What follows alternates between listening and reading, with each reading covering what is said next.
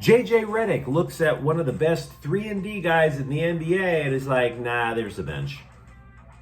Roki Sasaki claims he doesn't want to be influenced by Japanese players when deciding on which baseball team to join, and the guy who scored the deciding goal in LAFC's MLS Cup win is heading to Texas. Good morning. I'm James. This is your daily dose of sports and snark for the greatest sports city in the world, Los Angeles. This is the faithful Angelenos morning report. It's January 1st, 2025. Happy New Year. Now, most people out there, they want to give 2024 the finger on the way out. I am not one of them.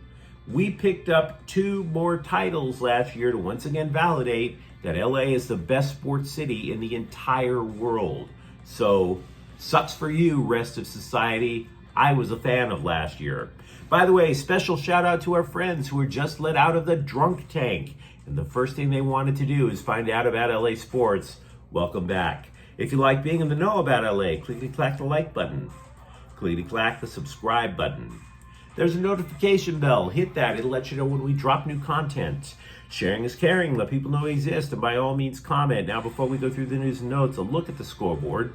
Tough day for the Angelenos yesterday.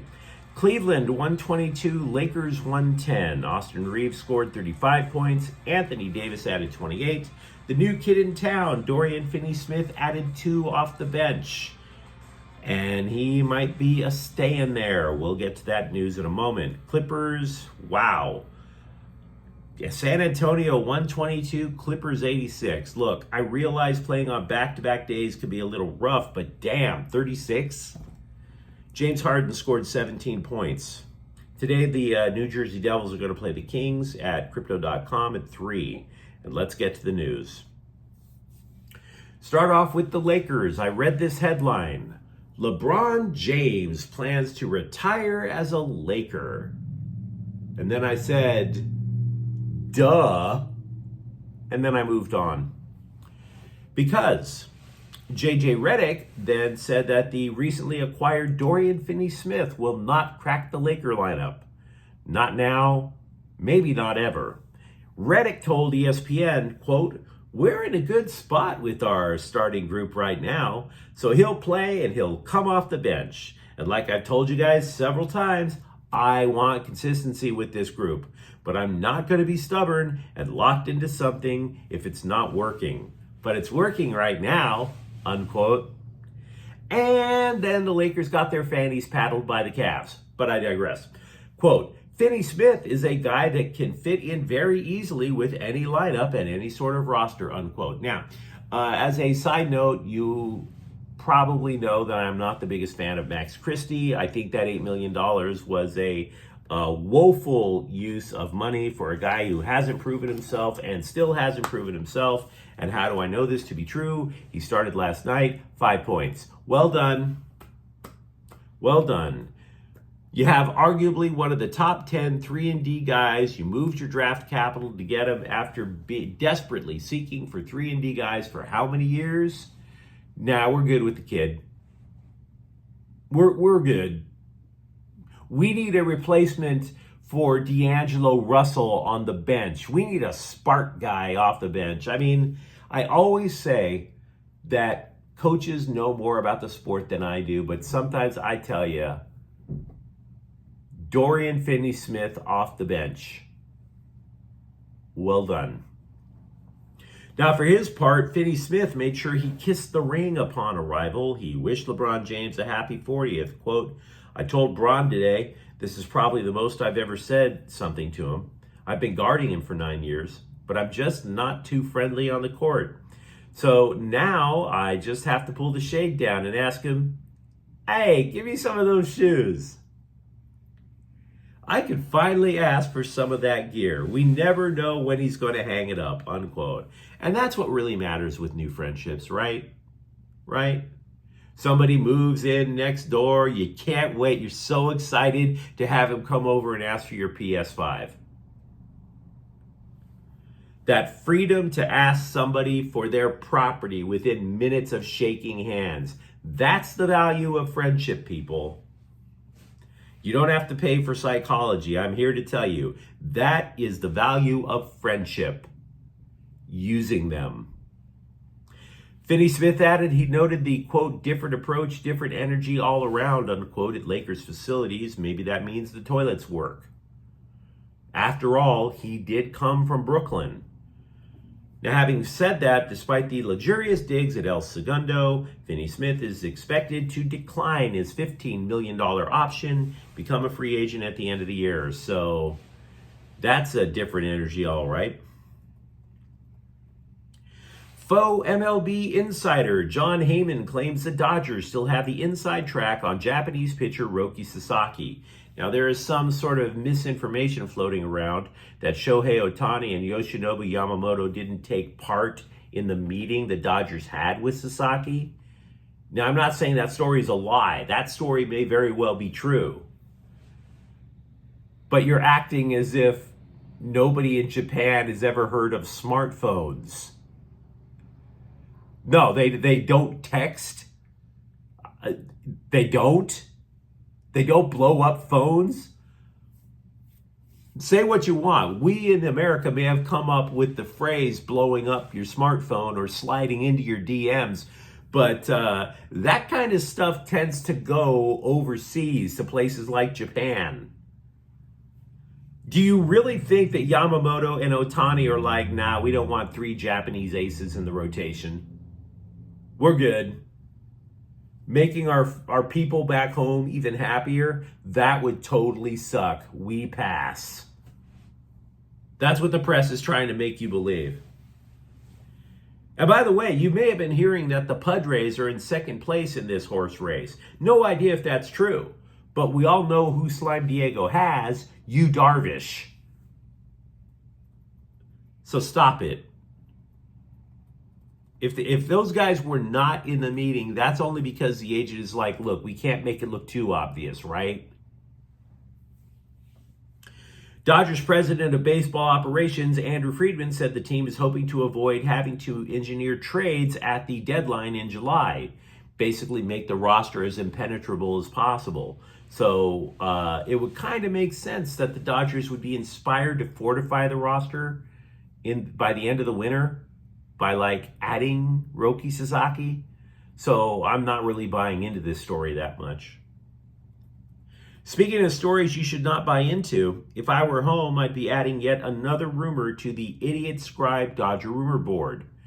Try this piece of stupidity on for size. Trading for Vladimir Guerrero Jr.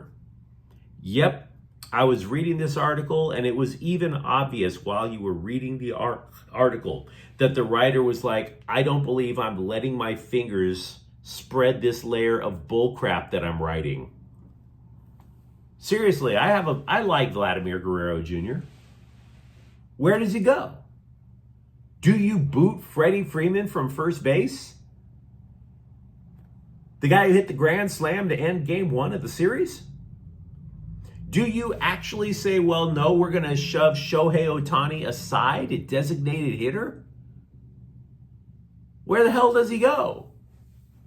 I'll pause so you can get your laughing fits out of the way. There's a writer who actually believes the Dodgers are going to go after Vladimir Guerrero Jr.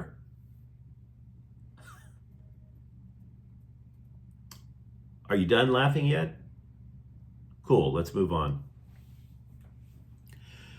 Ilie Sanchez has left LAFC to play for Austin FC next year. He was a free agent. This is the type of move that would give you pause if you're a fan of the black and gold. Sanchez is going to be revered because he was the guy who scored the game-clinching goal in a shootout at the end of MLS Cup a few years ago to lift the black and gold to their only MLS Cup victory. He's quality. This is one of those things that you have to do in MLS. Their salary cap rules are so restrictive. You never hear of a guy who's a team legend who gets to stay his entire career and retire with said team, because you would expect the guy would at least get a chump change raise. That's not happening in MLS. There's very there's way more well-read MLS historians out there than I, as much as I'm an MLS sicko. But it would stand to reason how many MLS legends get to retire with their team. I don't think that's very common. I really don't. Landon Donovan did, but he retired, came back for half a year.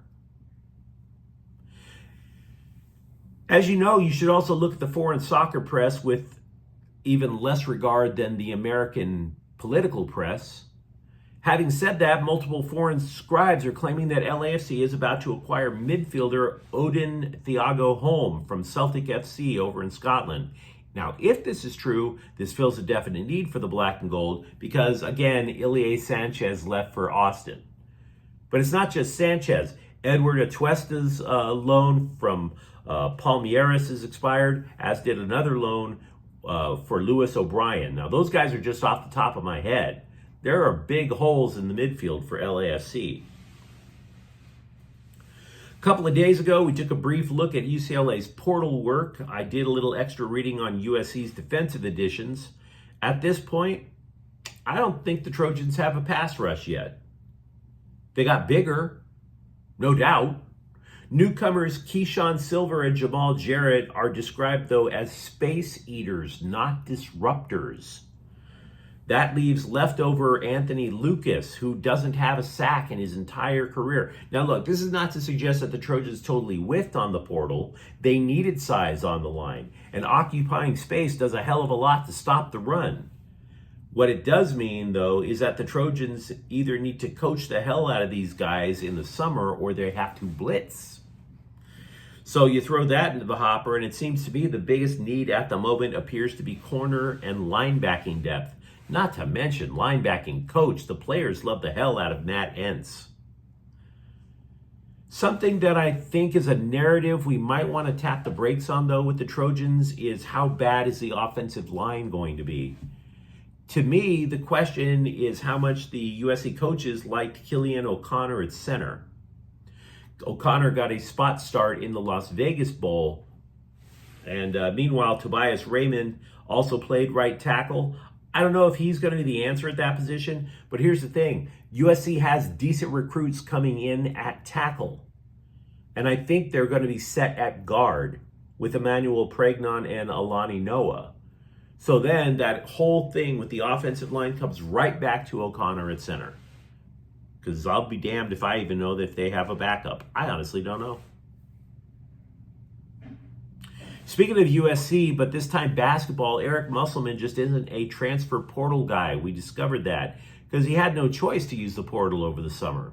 He was an emergency hire for the Trojans basketball team.